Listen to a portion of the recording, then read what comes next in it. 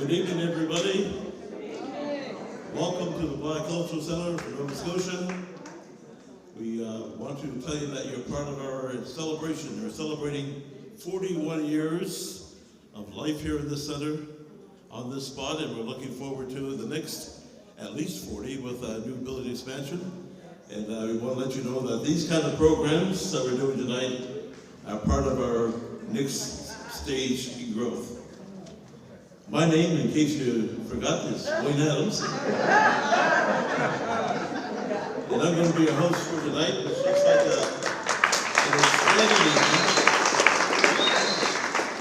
We think we're going to have an outstanding evening of homebred talent, all being performed in the name of freedom, which is emancipation.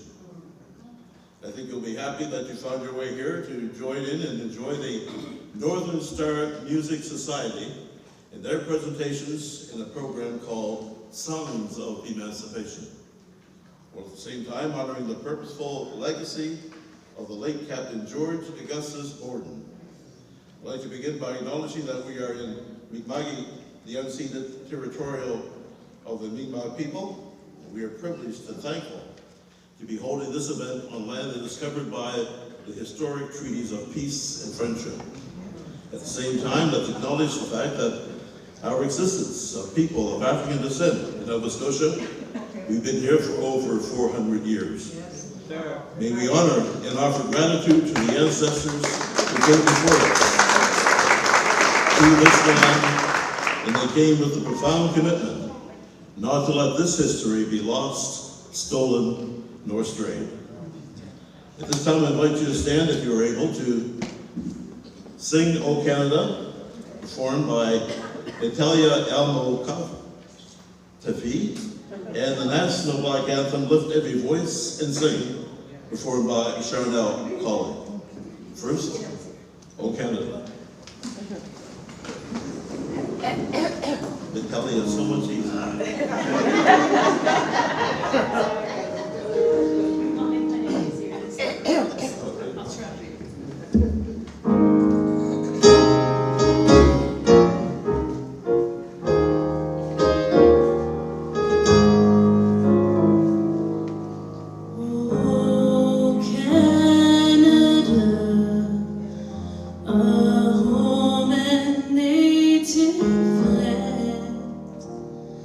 True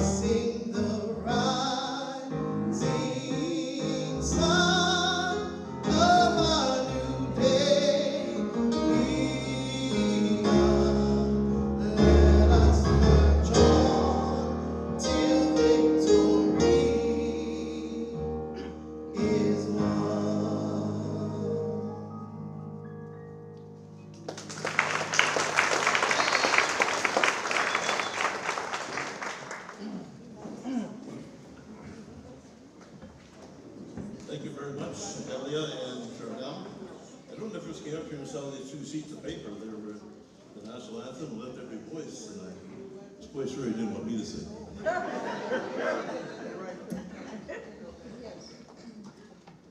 Our national anthem and our Black national anthem means so much to our perseverance as a people. Events like this one here tonight often comes about as the result of a dream or a vision.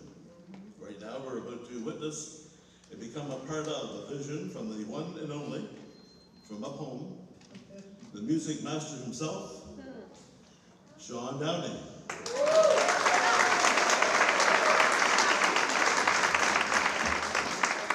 It's his vision that birthed the Northern Star Music Society, along with the support of many valuable partners, including the Office of African Nova Scotia Affairs, Emancipation Day Fund, the Black Cultural Center for Nova Scotia, the Preston Area Food Network, and our local HRM counselors, which I believe in several districts, districts 2, 4, 8, 12, 13, and 14. That's a coalition of support.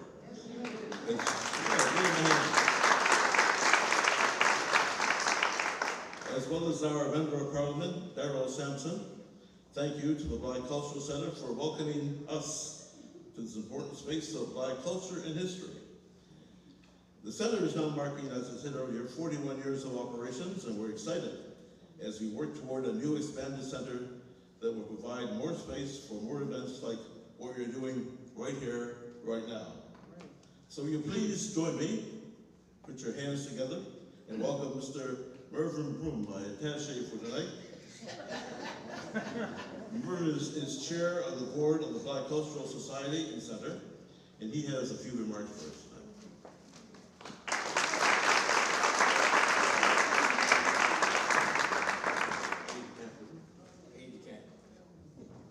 How much I'm getting? I need cash, man. I need some cash. But Wayne knows I can't sing, so that's one area he was not going to invite me to do. Well, greetings, ladies and gentlemen, and distinguished guests.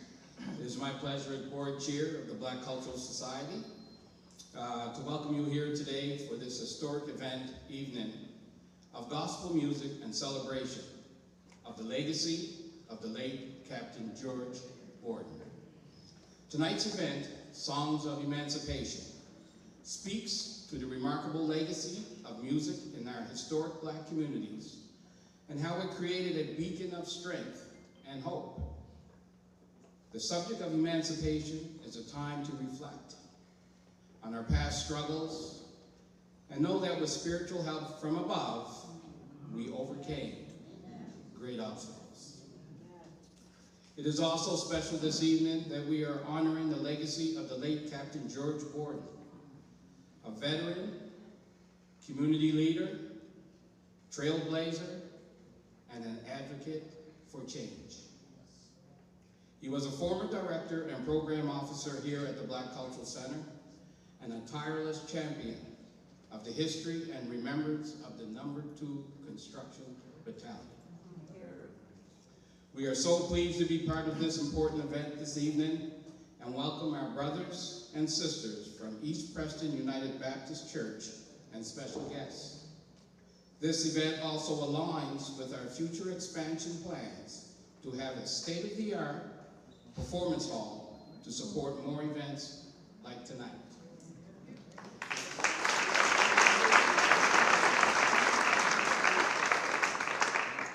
In closing, I would like to congratulate the Northern Star Music Society for all the work they have done to make this evening a success and providing the Black Cultural Center with the opportunity to be a part of this event. Enjoy the evening and be blessed. Thank you.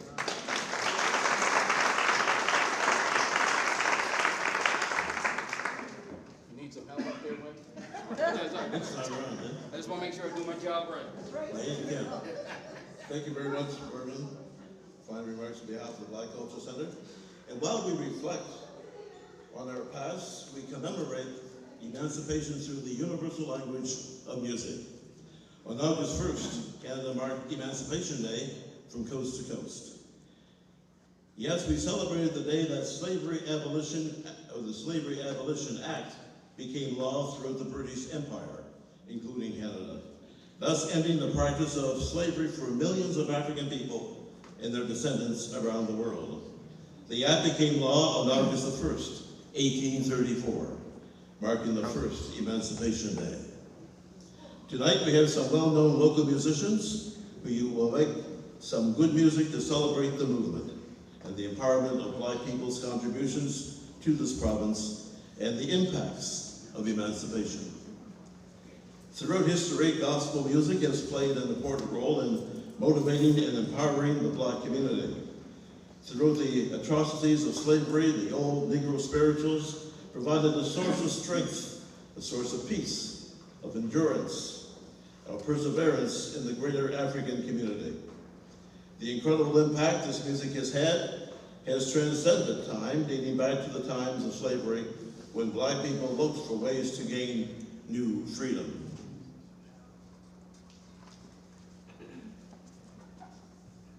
And because I have 2 pages stuck together, here we are.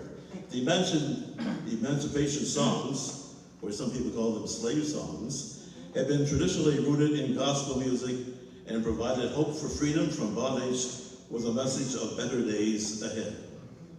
Today, these songs continue to be shared throughout our Black churches and communities. This music, spirituals, gospel, and yes, blues, continue to provide hope. Much of the content shared here now was inspired by the late Captain George Augustus Borden and his gospel CD, Songs of Augustus. Now you know where the name Augustus came from. George's personal prayers and testimonies that he produced, he did them prior to his passing. So let's welcome on stage right now the East Preston United Baptist Church Choir under the direction of Music Minister Sean Downey. Maybe master is the appropriate term to share a few special gospel messages in song. Choir comes to the stage and reminds you that East Preston is a historic Black community in this province, and like many of the 52 historic communities, we have a legacy that spans well over 7 generations. Right now, it's the East Preston United Baptist Church Mass Choir. It's all yours.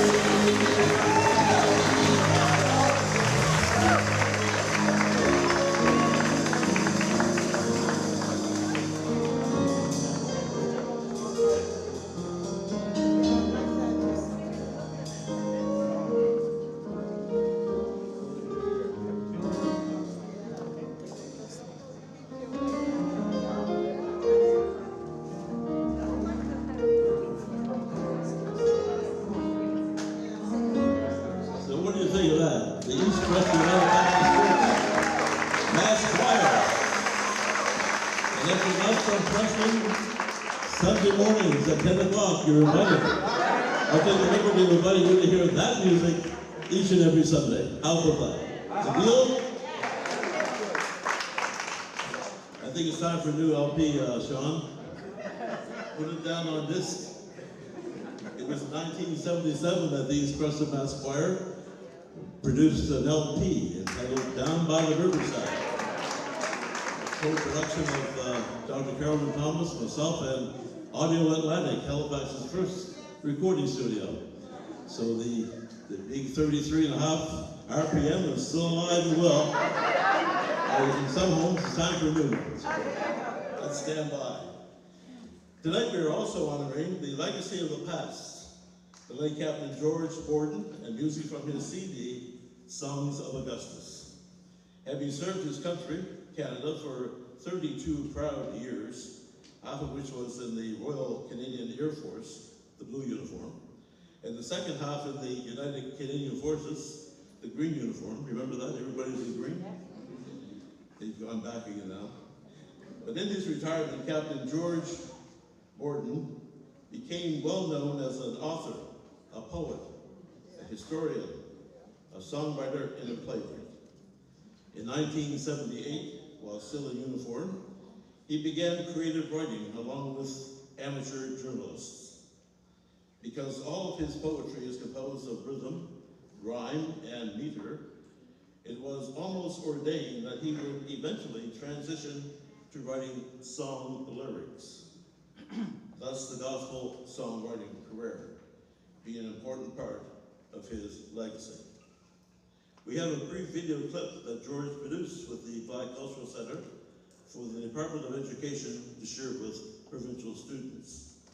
This will be followed by more selections from the East Preston United Church Mass Choir, but first here's George.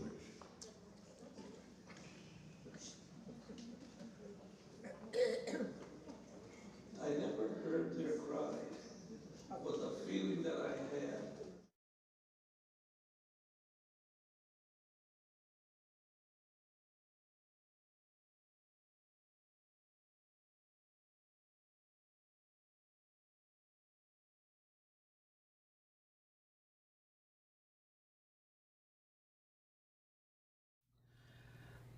I never heard their cry was a feeling that I had, that all of the many injustices that took place and were affecting my ancestors over the generations, I was never a part and parcel of it.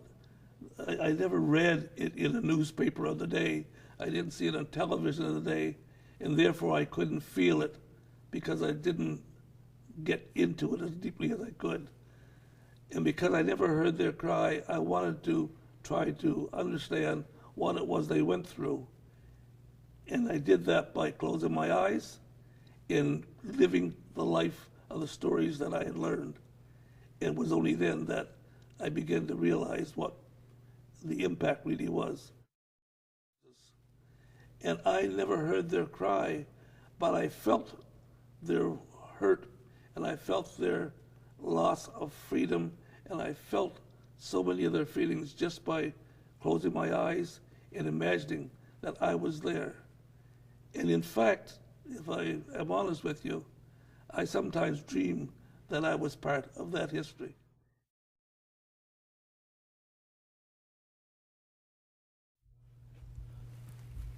Plantation North, promised land that none would dare refuse. Just reward for sacrifices made. Scotia bound to start this life anew.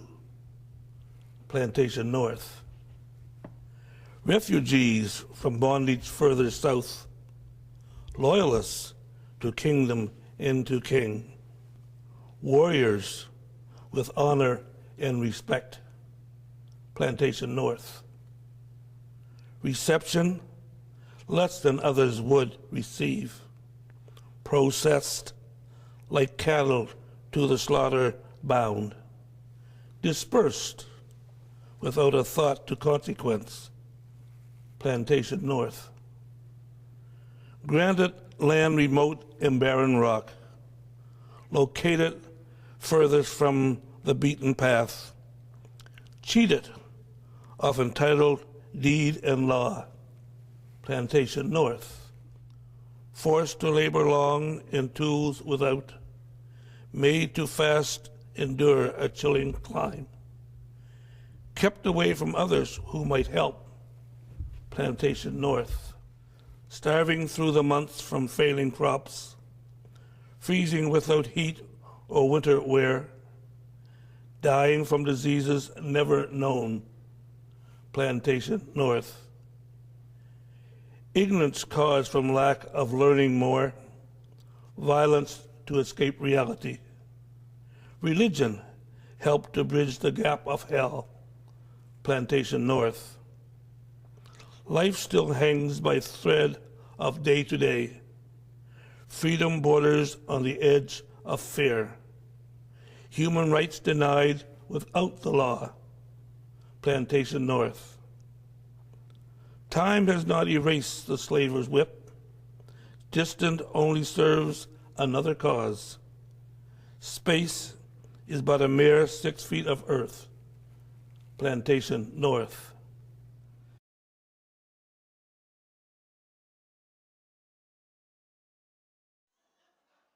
Just following the signals from the master musician there. Right now we're going to hear from our guest speaker for the evening. And I have a brief bio, and it's really brief. I'm not used to seeing bios that short. But I'll do it because he's worth introducing. Anybody worth introducing is worth reading something about him. Most known for his roles of leadership as a school principal. In schools across HRM, his focus has always been on being a voice and acting in positions of power to ensure the success of kids from Black communities in Nova Scotia.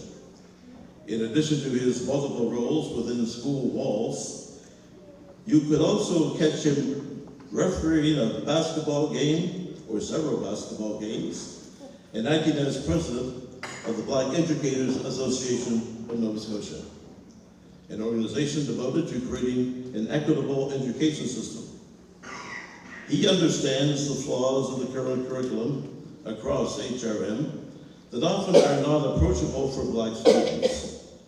These are a few of the many ways Mr. Fells, Mr. Kenneth Fells, that's your speaker, has ensured Black kids in Nova Scotia were supported and well educated of their background. Through his dedication with school boards, governments, and organizations, etc., he has impacted all and continues to do so. I give you Mr. Ken Fells.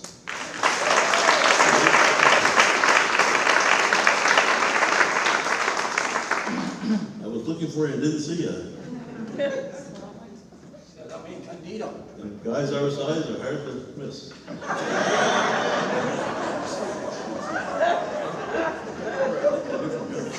Yep, all from here. So good evening, everybody. Good evening. Do that again. Do that principal thing. Tell me how good you are tonight. You're really good. Okay, that's even better. We're getting there. I don't know how I can follow. In the military, I served 39 years in the military, by the way. And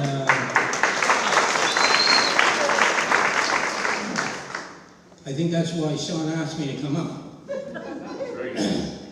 He didn't tell me what I was going to do, so I didn't know what I was going to do till I got here.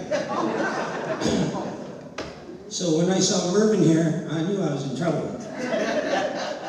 Because we went to Acadia, but you never, in the military, follow the band or the music, because they build that energy. So as a speaker, now I got to do what they did. And I'm not dancing. And my brother Alden sings, so I'm not singing, except I say.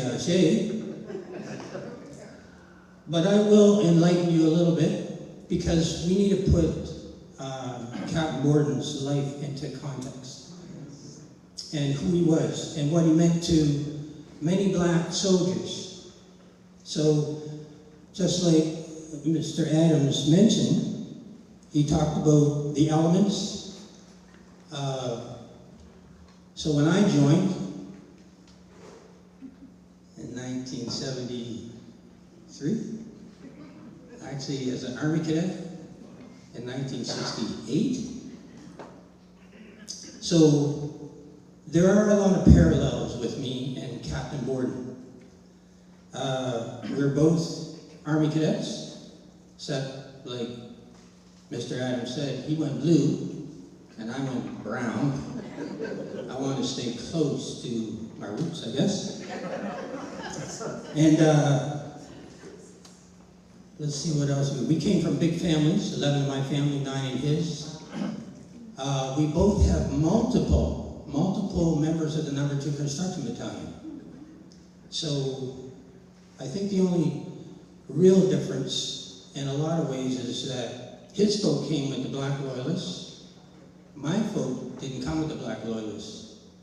They didn't come with the Black refugees. They didn't come with the Underground Railroad, the migration in 1961, or the West Indian migration. My folk came in 1759 with the Black Planters. We always forget, even though they're on the wall, about that group of people. So I'm here to say that multi-generationally, we're still here.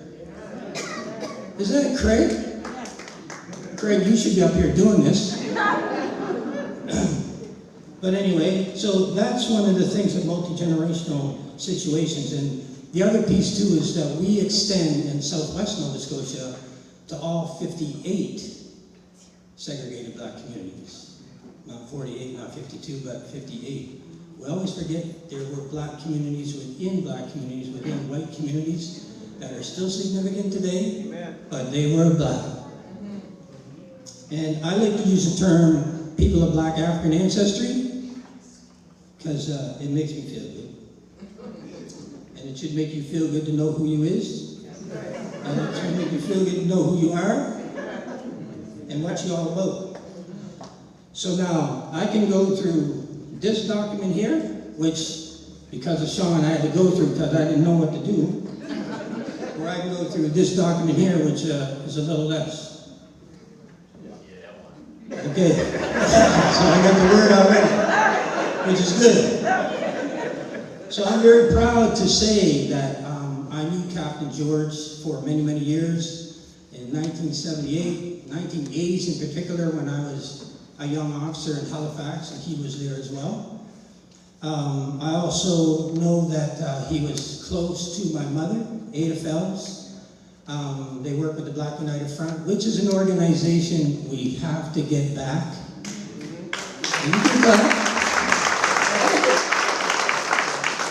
He sat down with me and John Madison, who was the first black submariner, Cy Clayton, who was the first black chief warrant officer of a major base in Canada, James Buzzy Fraser, who was the chief warrant officer of the largest contingent of men and women in Canada, Donnie Mulder, who was the first black plotter. I can go on and on about the first of black people in the military.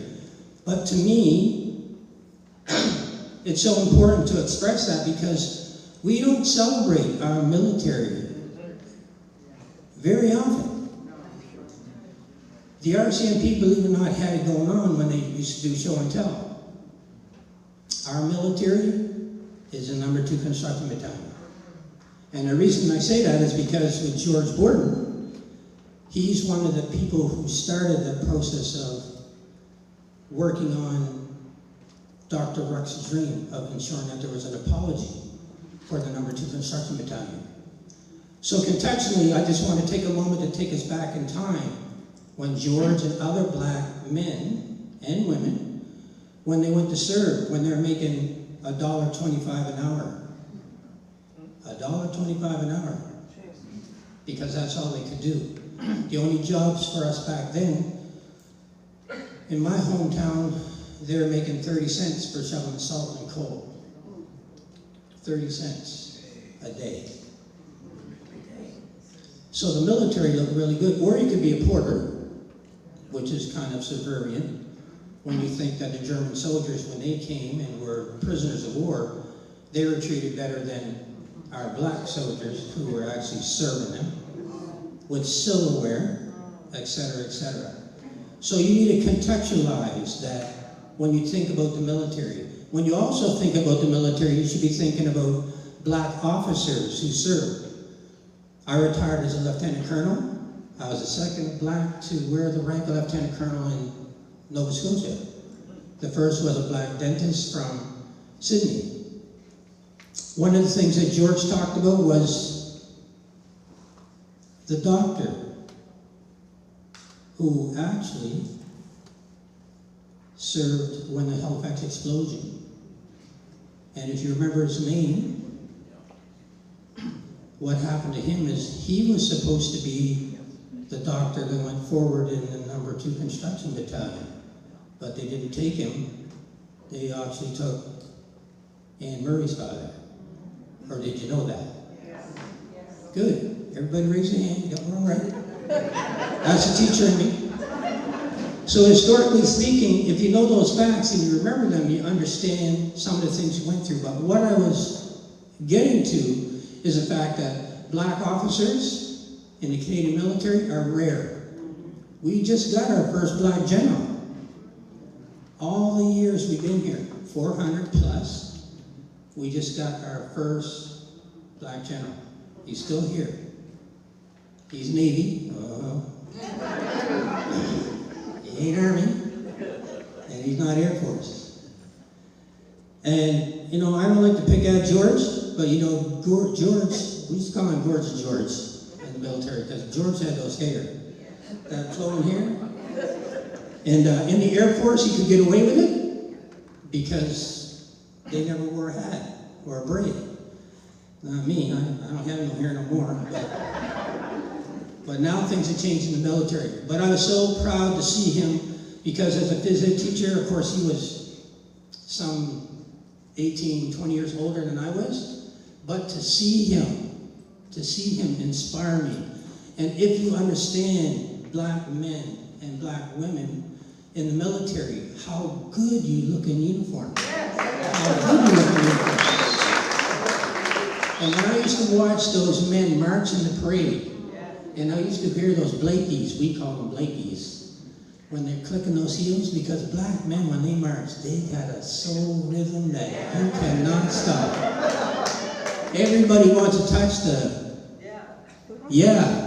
they do. And they just have that natural rhythm when you're watching them, and you know what, it just excites you to be part of that. So, just like George, I wanted to be part of that. I had to be part of that. Not only did it feel good, it paid good, and it fed you good. We cannot go wrong all over the world doing the things that military do. You have to remember, one of the things that George always told me is that the majority of blacks in the Canadian Armed Forces came from Nova Scotia, from New Brunswick, all land Canada, because we have the largest group of blacks in Canada. Still, we have the originals, and I haven't got to what I'm reading yet, so I'm doing good. More importantly, I think one of the things that I want to leave you to, I heard you, Sean. What are you over there drumming about, man? You want to come up here and do this? Sean, you want me to tell you what the time you get the technical foul and I had to let you go? All right, brother. A lot of pain. Don't let me go there. But what is important to understand about George Borden, all the works he did, LGBTQ plus, too. He was awarded as an author for that. There are so many things that I acknowledge through him, through he was, what he did for us.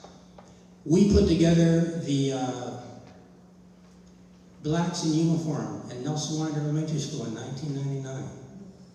All blacks who wore a police uniform,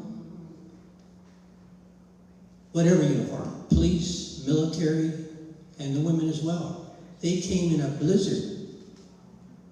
The oldest person was 89 years old, came from Windsor.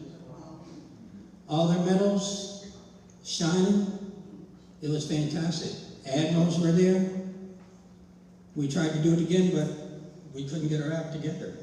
So I think the key component of mentioning who George was is summed up with a lot of the work that he did. You have to remember his family was really significant. His sister was the first woman to be a promoter of boxing in Canada. And Walter Gordon, his baby brother, well, need I say more? So he comes from good stock. You can tell he comes from good stock because he still had his hair.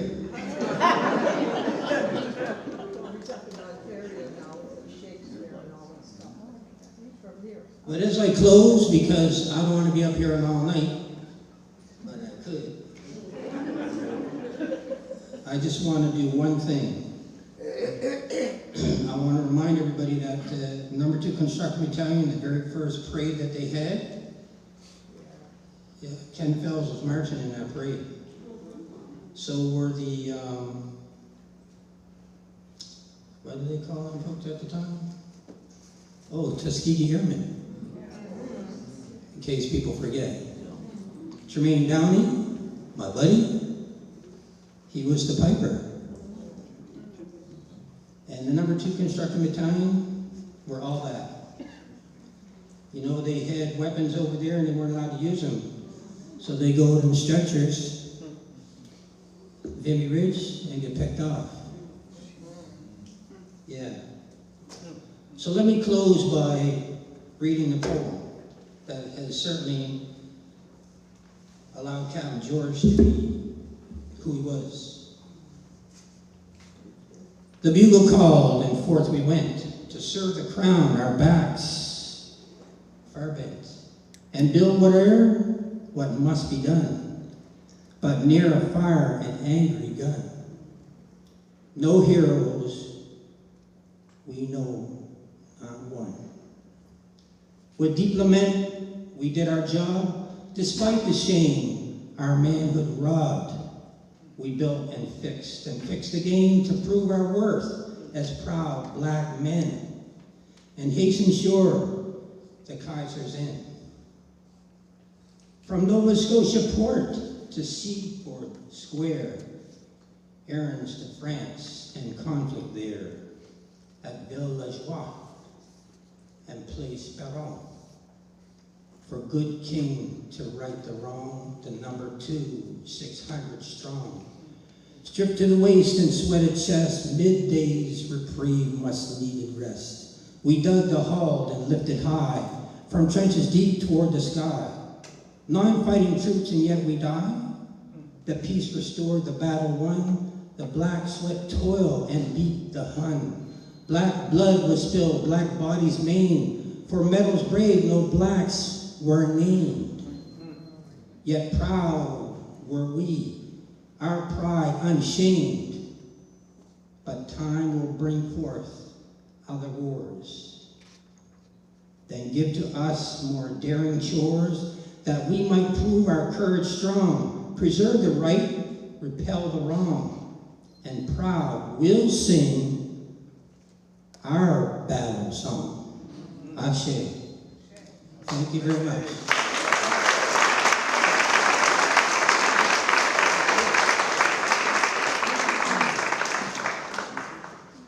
I gotta clean this up for Adam, because he's, he just made fun of me already. You'll get his attached. Oh, yeah. There you go. Oh, that's your, You're losing everything. no, that's your business card. We don't have one of them. Oh, these tall guys. Thank you very much, Mr. Fellows, for your kind remarks remarks and insights on the late Captain George A. Borden and his various contributions to military and to society. George was always a friend and supporter of the Black Cultural Center and the Black Cultural Society. In fact, he was a former employee here. We thank him for his service tenfold and acknowledge his widow, Love Letter, who is with us tonight, and son Todd. Tab, I should say. At this time, I'm going to call on the president of the Northern Star Music Society, Mr. Sean Downey, for a special presentation.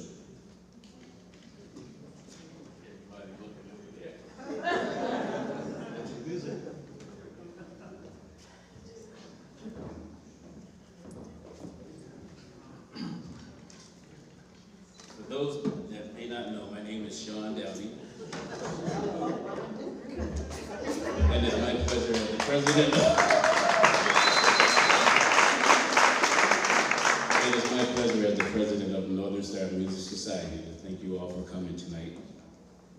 The society was created last year with a goal to use music as a way to honor and celebrate our communities. We also established the Northern Star Chorale, which is a group that celebrates the talent we have right in our backyards. Stay tuned for events that are coming up soon to hear the chorale. We have planned to perform in the United States, so we're going to need y'all's support. But tonight we have been reflecting on the late Captain George Borden, and as we observe Emancipation Day and the important message that music can bring. It was a joy for me to work with Captain Borden before his death, to bring his vision of gospel music to life with his project, Sounds of Augustus, in a collection of gospel tunes that are reflective of Captain Borden's very own spiritual journey. Vice President. My name is Esther Medley Smith, and I'm the Vice President of Northern Star Music Society. Thank you so much for coming. We thought it would be very special to recognize the incredible contribution of Captain Borden. Tonight we are joined by his wife, Mrs. Lovelet Borden, and his son Tab. Mrs. Borden and Tab, could we ask that you come forward as the Northern Star Music Society presents you with a Music Legacy Award in Captain Borden's memory.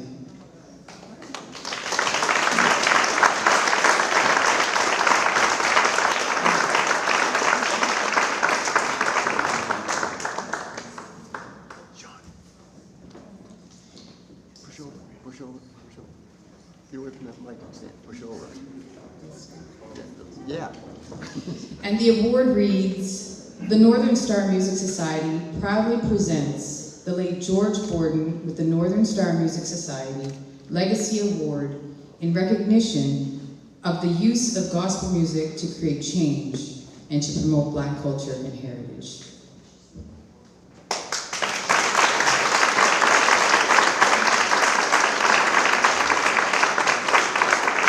Thank you.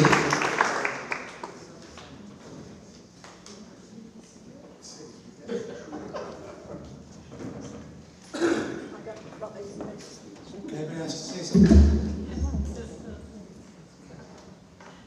I got a little story to tell. What people don't know probably is that when Dad wrote all of his work, he wrote it by hand.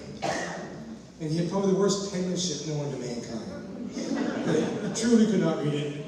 I know that because I inherited the same great writing ability, at least penmanship.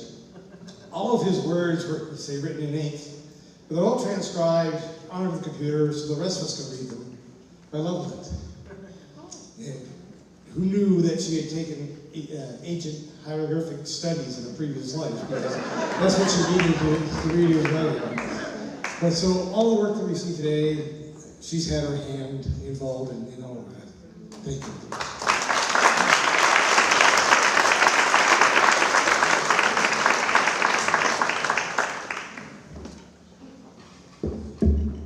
Thank you, Ted.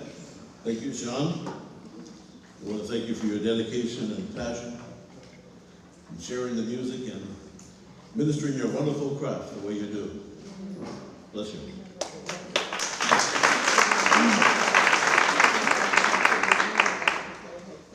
This time I'd like to invite the Honorable Twyla Gross, Minister of the Public Service Commission of Nova Scotia and the Department of African and Nova Scotia Affairs. And of course, our MLA in the Preston area.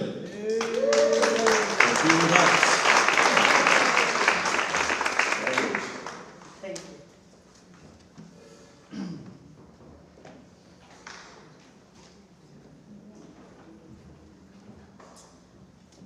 Thank you so much, and it's so good to see all of you here tonight. Just grateful to be here. We're sitting in the house now, so I had to get special permission to come, but I wasn't going to miss it. So I'm blessed to be here tonight. Well, good evening, everyone. What an absolute pleasure it is to be here with all of you tonight at such a meaningful event, Songs of Emancipation. I'd like to start by thanking the Northern Star Music Society for the warm invitation and for organizing what I know will be and has been thus far a night filled with powerful stories, heartfelt music, and the kind of energy that only comes when we gather together. Now, speaking of community, let's pause for a moment to talk about the past. Because tonight we're here to honor the legacy of a man who knew how to bridge both with grace and creativity, the late Captain George Borden. What a remarkable soul. He wasn't just a captain by rank, but by spirit, a leader, a poet, a storyteller, and a songwriter. He made sure that the rich history of Black Canadians wasn't just remembered, but truly felt.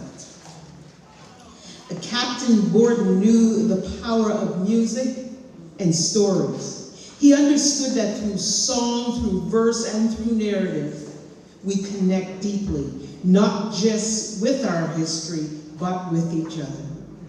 He had the rare gift of making the complex simple, of the distant near, and the heavy just a little bit lighter. If you knew him, you likely smiled a lot, and he always had a story.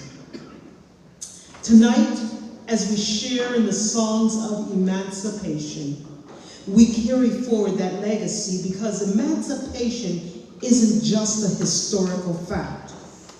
It's an ongoing journey, and music is one of the beautiful ways we continue to tell the story. Events like this remind us of the importance of community.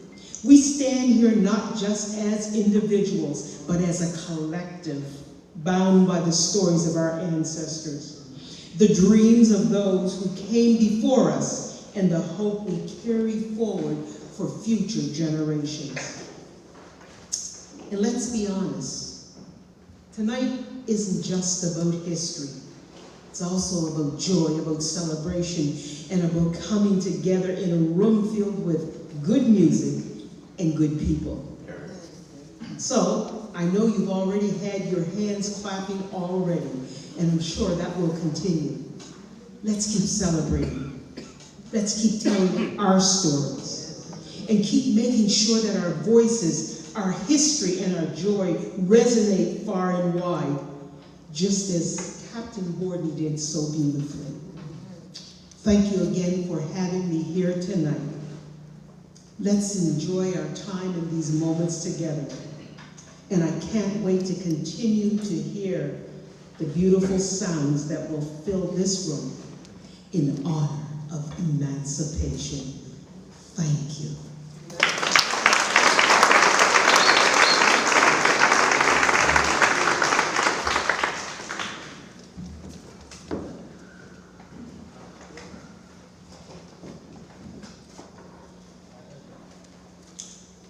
Thank you very much, Minister Gross.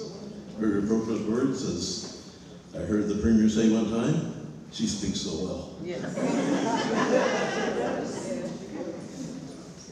As the evening comes to a close, we would like to share a special music tribute. The late George Borden in 2019 produced the gospel CD produced by Sean Downey at Sharp 5 Productions called Songs of Augustus. The CD featured original gospel hymns written by Mr. Borden, which are played often on the Wayne Adams Gospel Hour.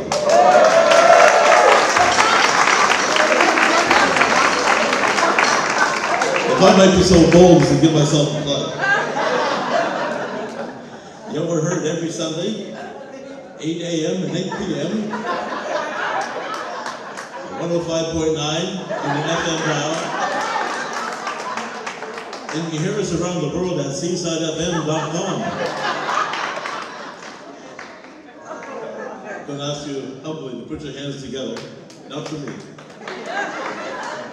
As we welcome Linda Carberry, my cousin Corey Adams, Esther Medley Smith, and Joe Colley as they sing. Today I had a Christian give Jesus a standing ovation, that one gets requests quite often, and climbing up God's mountain, that also gets the odd request on the Wayne Adams Gospel Hour.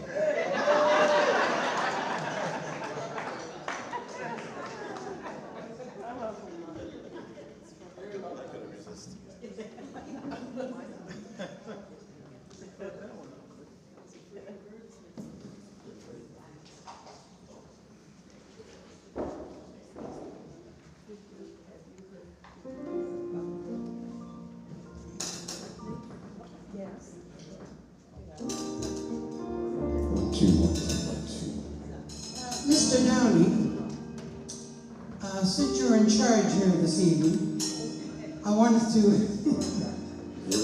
or so you think, I wanted to ask your permission.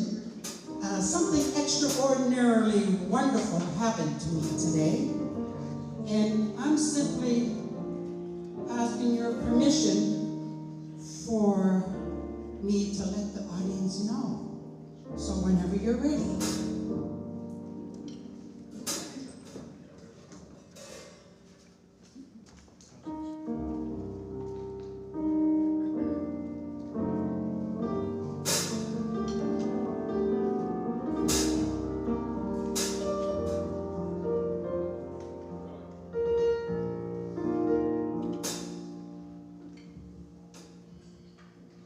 Here we go.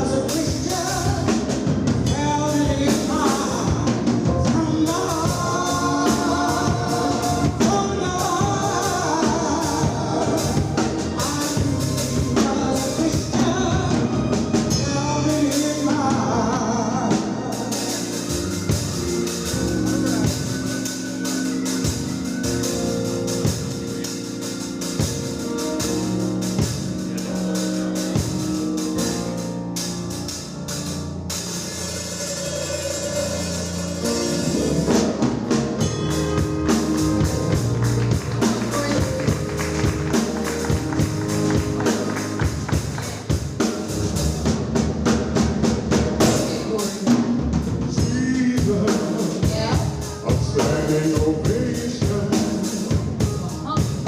heard humbly, it fell at the time.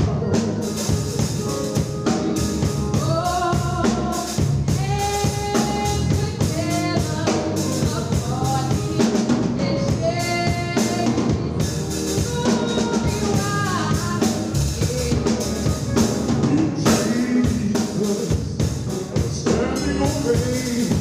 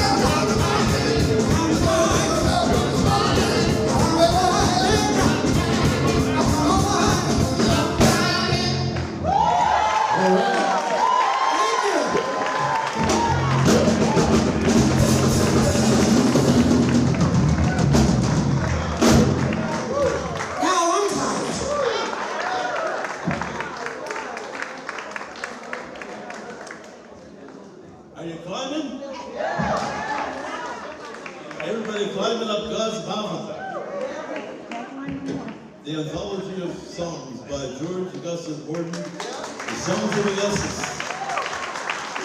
As I said earlier, heard occasionally on the Wayne Adams Gospel.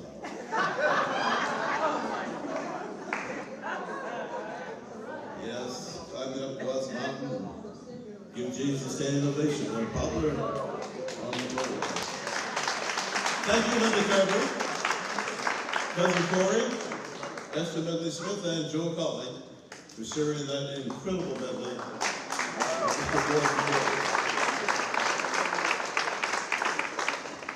So the top of the wall says, that's all.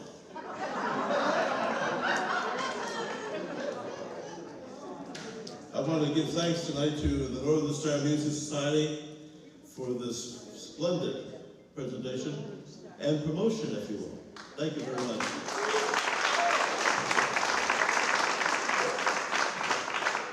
Kelia and Charnel for the opening anthems from the East Preston United Baptist Church Choir. Mr. Ken Fells, the evening host, band music, Sean Downey, Marlo Smith, and Brady Downey. Thanks to the Office of Nova Scotia African Affairs, Emancipation Day support.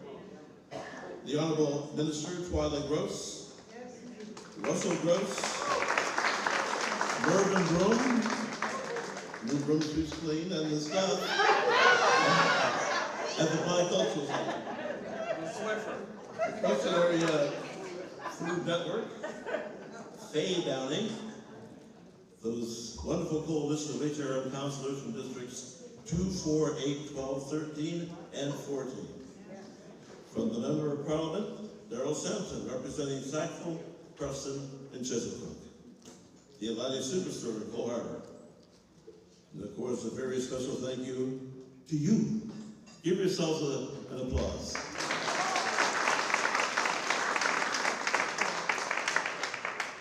I'm sure that the mentioned day songs will be done again perhaps next year. Right? Yes, he said yes. Okay. And thank you, Dr. Adams. Yes, indeed.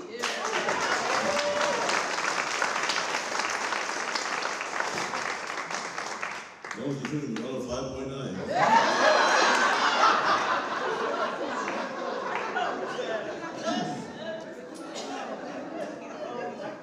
So before we leave, why don't we give Jesus a standing ovation? Yeah.